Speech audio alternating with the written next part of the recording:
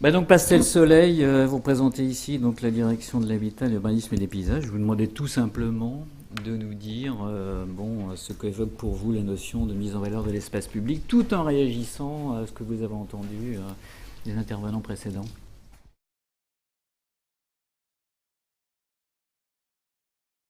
Très bien, je vais avoir la lourde tâche de finir en fait le cycle d'intervention. Alors Oui. ça a toujours un avantage et un inconvénient. L'avantage c'est qu'on a un peu une vision globale du sujet, puis l'inconvénient c'est qu'il y a beaucoup de choses qui ont été dites. Ceci étant, dans le programme était annoncée la présence de François Bertrand, que je dois excuser puisqu'il a eu un heureux événement, un heureux empêchement, on va dire ça comme ça. Et donc je savais qu'on allait discuter aujourd'hui des espaces publics, de la qualité des espaces publics. Et j'avais pas compris tout de suite qu'on allait parler d'un plan de mise en valeur des espaces publics. C'est en discutant avec Yves que j'ai compris où j'étais tombée. Et ma toute première action, très sincèrement, la toute première, c'était encore un plan. Parce qu'on travaille beaucoup sur la simplification dans notre direction, dans notre sous-direction. Et on est face à des acteurs qui ont des injonctions paradoxales, qui nous disent d'un côté il faut faire plus, mais avec moins. Et aussi qui ne connaissent pas le champ des outils disponibles en règle générale, et donc souvent qui nous demandent il faudrait faire ça, et en fait on se rend compte qu'ils ne savent pas qu'il existe tel et tel et tel outil. Donc ça a été ma toute première action, mais ça n'a pas duré longtemps. Tout simplement parce que lorsque l'on parle des espaces publics, finalement on est vraiment sur les fonctions primaires de la ville. On est sur le bien commun, ça a été dit. On a les fonctions pratiques de déplacement, ça a été beaucoup abordé par Anne Grand-Guillot. On a les fonctions sociales, et tu as rappelé, Brigitte, les enjeux liés à la rencontre, tout simplement. On a aussi, ça n'a pas peu été évoqué, mais on a les espaces d'expression. On a un enjeu politique aussi associé à ces espaces-là. Et donc, en prenant un peu de recul, finalement, j'ai fini par me dire, oui, poser la question d'un plan est extrêmement pertinente, ça a beaucoup de sens, parce que finalement, derrière ces espaces publics, c'est la question du vivre ensemble qui est clairement posée. Et il suffit de regarder l'actualité au quotidien pour voir que c'est vraiment, c'est le sujet, c'est pas le sujet, c'est un des nombreux sujets, mais c'est clairement un des sujets qui est posé aujourd'hui dans notre fonctionnement social. Et donc forcément, on a un peu un devoir collectif de s'interroger à quels sont les outils qui permettent d'y répondre. Et je pense vraiment que votre proposition va complètement dans ce sens-là. Alors maintenant que j'ai dit ça, la question du lien avec les docs d'urbanisme a été posée aussi bien dans votre document que par Brigitte. Alors ma première réaction, c'est... je verrai absolument pas un lien juridique, pour plein de raisons. D'abord, justement, parce qu'il y a ces enjeux de simplification, qui dit lien juridique, dit alourdissement des documents, des procédures, risque contentieux accru. On a l'air bien malin quand il n'y a plus un seul document d'urbanisme qui est légal en France. C'est pas du tout dans notre intérêt, on fragilise toutes les autorisations qui sont données derrière, et au fond on sait bien que quand on pense document d'urbanisme, en fait ce qu'on recherche c'est l'intégration des politiques, c'est la prise en compte par les acteurs, et ça on n'a pas besoin de l'écrire dans la loi pour le faire. Ça c'est une première action. La deuxième réaction, c'est que ce que vous proposez va bien au-delà de la planification, puisqu'il y a les enjeux d'usage qui ont largement été évoqués, et puis je vais y revenir. Et puis la troisième raison, c'est qu'on voit bien que dans un document comme ça, on a une logique de proximité, et en même temps, dans la planification, aujourd'hui, on l'inscrit à un niveau intercommunal pour plusieurs raisons, et donc on n'est pas forcément sur la même maîtrise d'ouvrage d'une certaine façon. Donc on peut avoir intérêt à ce que l'un inspire l'autre, mais pas chercher désespérément à ce que ce soit au niveau intercommunal que la réflexion de quels sont nos besoins au niveau local soit réfléchie.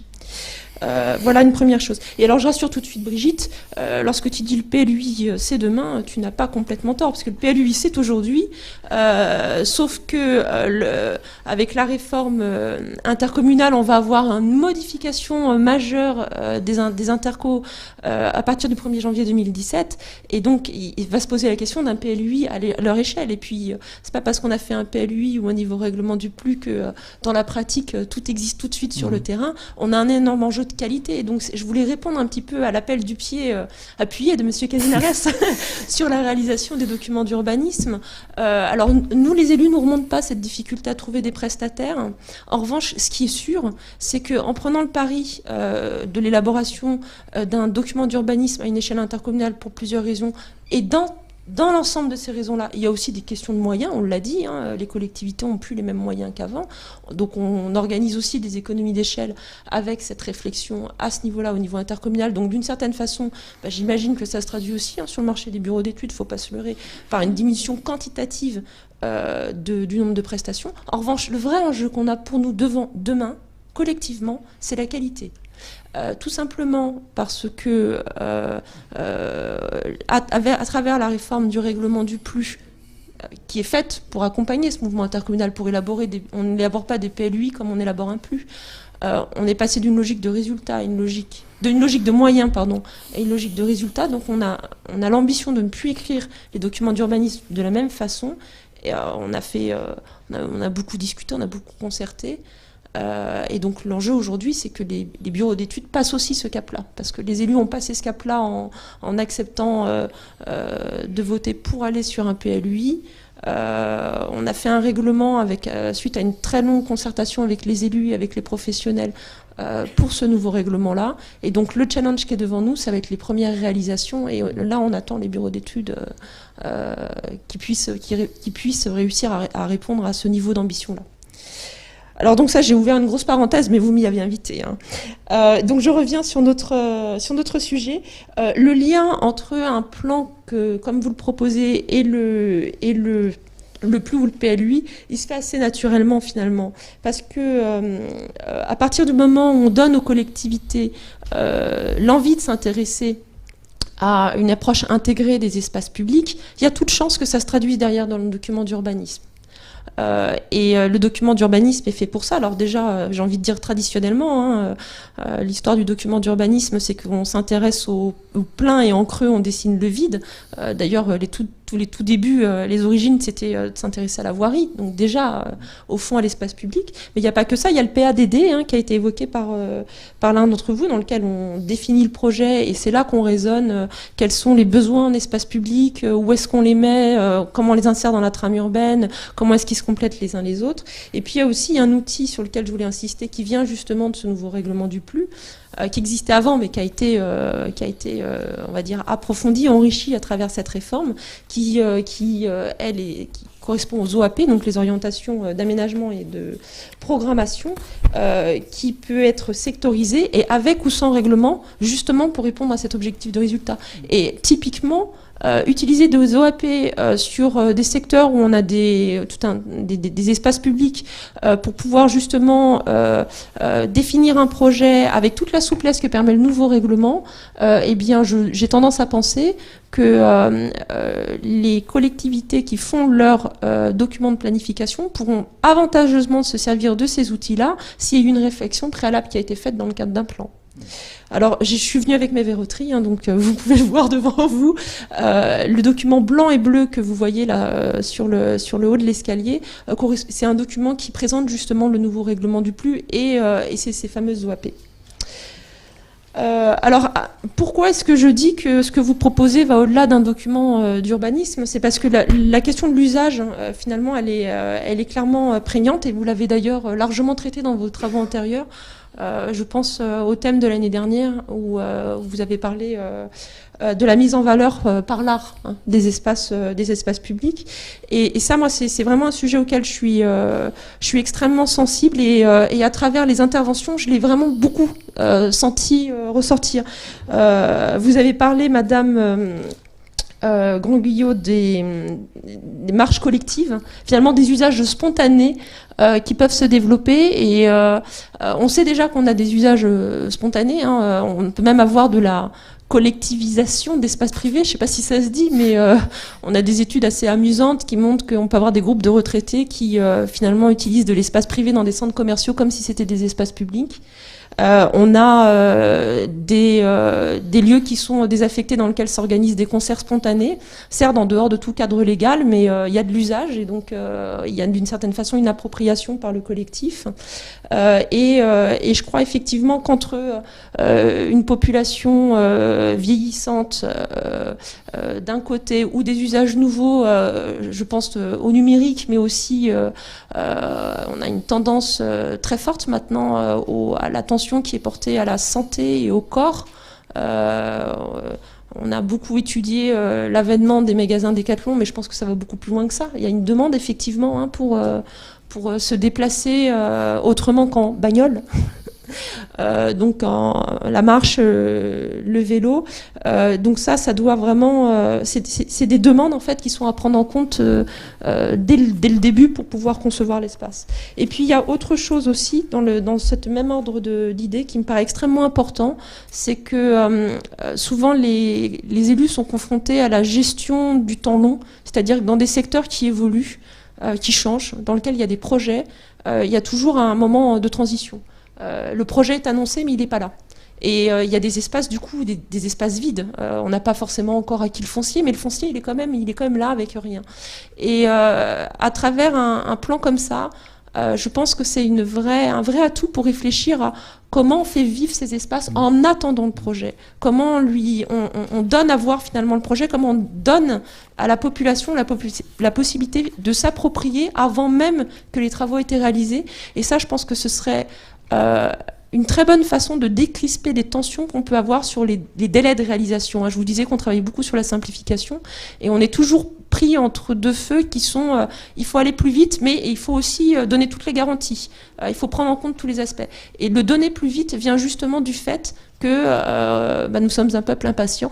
On veut que tout soit fait tout de suite. Et je pense qu'une réflexion sur l'espace public, dans le cas de quartiers qui sont en transformation, est une façon de répondre à on veut quelque chose tout de suite.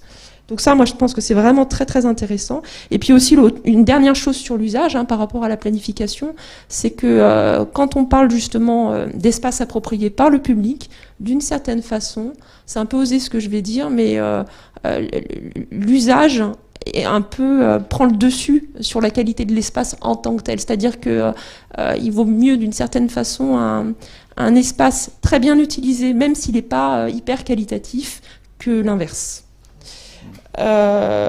Alors, un autre point que je voulais développer pour dire que j'étais très confiante sur la capacité d'un plan comme ça à faire son trou et à être approprié, c'est que dans nos missions quotidiennes, dans notre travail quotidien, nous, on a un outil qui, vraiment, quand j'ai lu votre document et qu'on en a parlé, j'ai trouvé qu'il y avait une proximité dans le raisonnement, c'est le plan de paysage.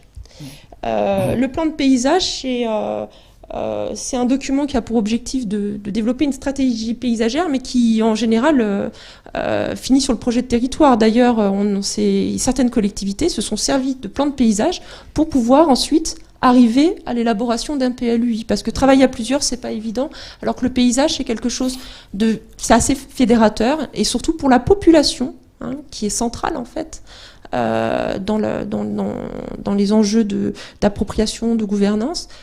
Pour la population, c'est un thème qui est lisible. Et donc, on peut parler facilement du projet de territoire en rentrant sur le paysage.